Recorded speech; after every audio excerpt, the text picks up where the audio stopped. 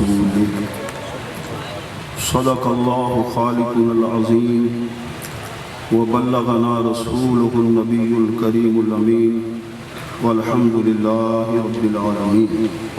الصلاة والسلام عليك سيدي يا رسول الله، الصلاة والسلام عليك سيدي يا حبيب الله، وعلى آلك وأصحابك سيدي يا رحمة للعالمين.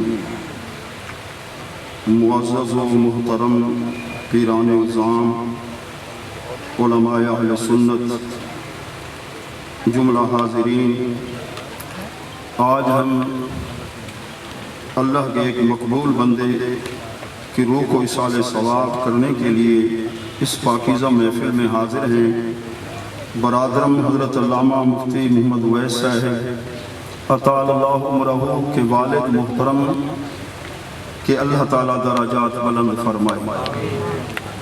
علماء اہل سنت کے خطابات آپ سماعت فرما رہے ہیں.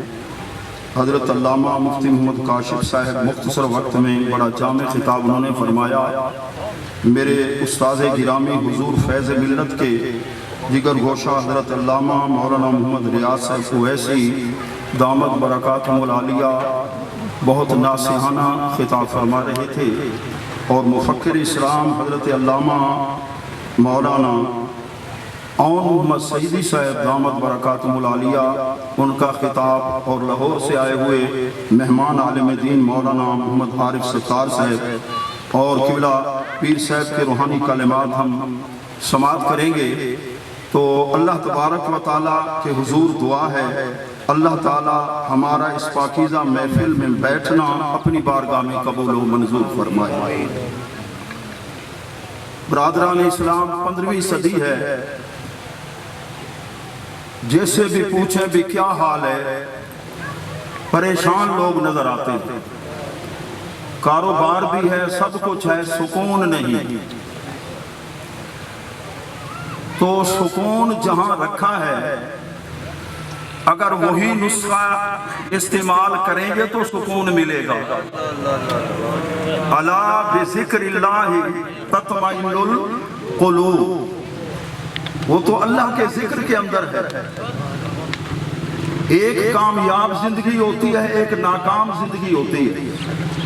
اگر مرشد کامل مل جائے تو زندگی کامیاب ہو جاتی ہے.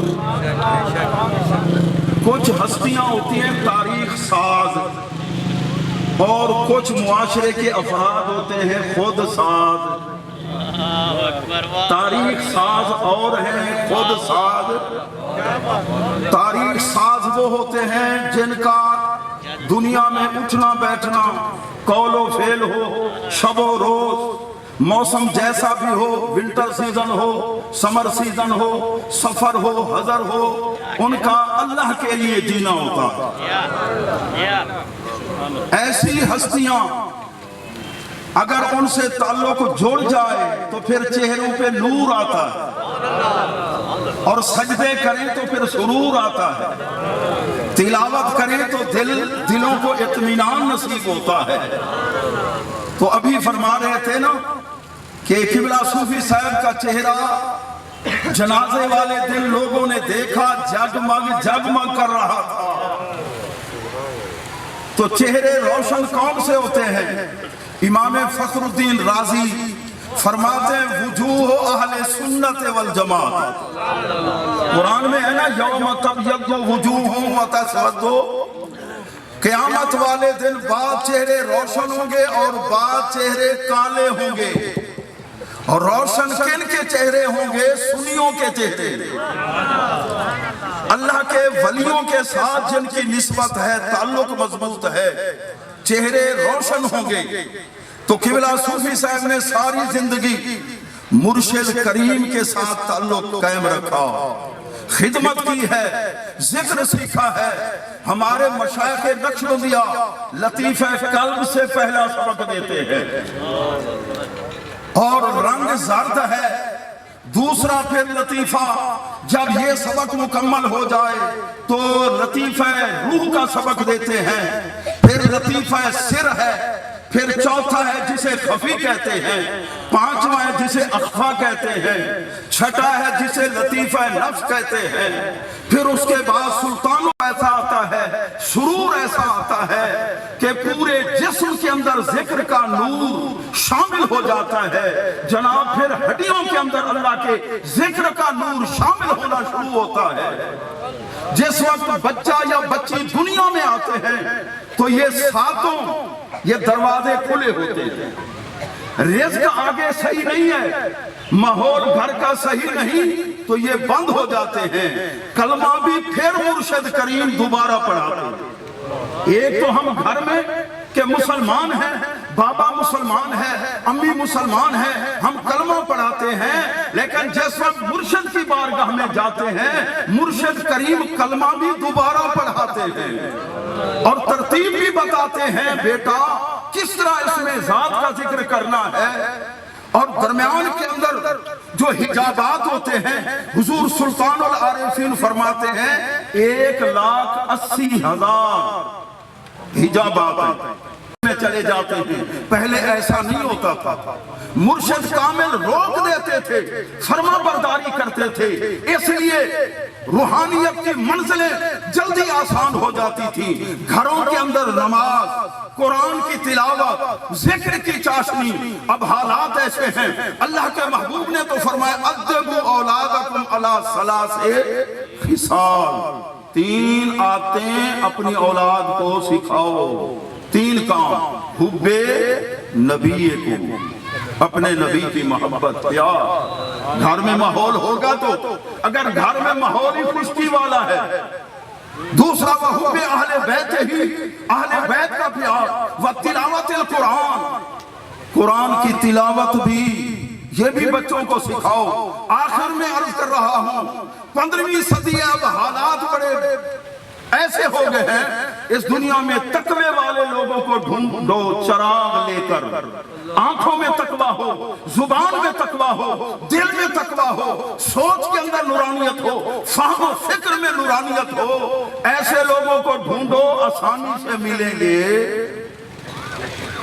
اگر ایسا مل جائے اللہ کا بندہ نہ بھی بولے اذا رأیتم العبد یوتا زہداً فی الدنیا وقلت منطق فاقتربوا منہ فإنہ یلقی الحکمت، دیکھو اللہ کا ایسا بندہ ہے فضول بات نہیں کرتا، اس کے دل میں دنیا کا پیار نہیں ہے، فرمایا اس کے قریب بیٹھ جاؤ، اس کے سینے کے اندر حکمت کے سمندر ٹھاٹھے مار رہے ہیں۔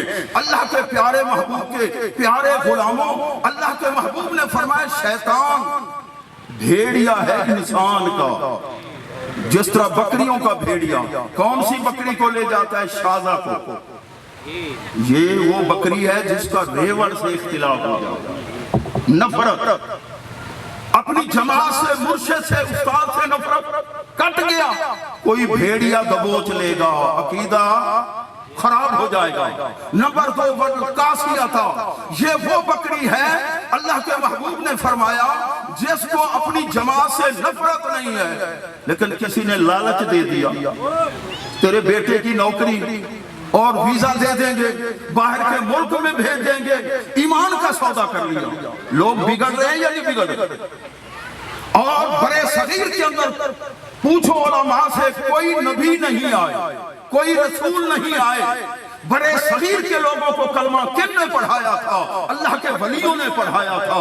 خواجہ غریب نواز آئے تھے، یا داتا علی حجویری آئے تھے، بابا فرید گنج شکر آئے تھے، یہ تمام اولیاء جتنے معمولات اہل سنت ہیں، اللہ کے محبوب کا نام سنو انگوٹھے چوم کے آنکھوں سے لگاتے ہیں، گیارہویں کرتے ہیں، میلاد مناتے ہیں۔ میرے پیارے محبوب کے غلاموں، یہ تمام اولیاء کرام جنہوں نے کلمہ پڑھایا، ہمارے بڑوں کو مسلمان کیا تھا، یہ ان سب کے معمولات تھے۔ ہم خوش قسمت ہیں، یہی تقوی والے لوگ ہیں۔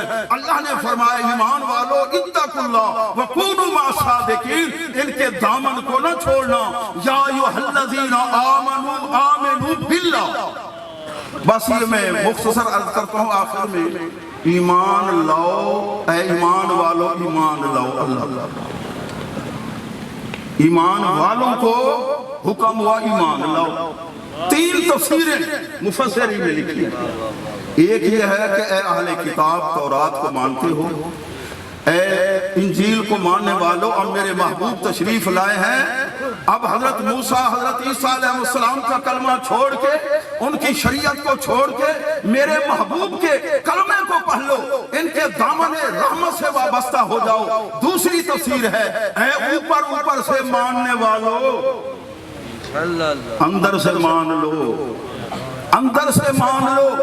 اور تیسری تفسیر ہے یا ایھا الذین آمنوا آمنوا باللہ، فرمایا اثبتوا علی الایمان، اثبتوا، ایمان کو لوٹنے والے ڈاکو بہت ہیں، ایمان کو قائم رکھنا ہے تو پھر کیا ہے وَكُونُوا مَعَ الصَّادِقِينَ۔ اللہ تبارک و تعالیٰ یہ کلمات قبول و منظور فرمائے۔ وَمَا عَلَيَّ إِلَّا الْبَلَاغُ۔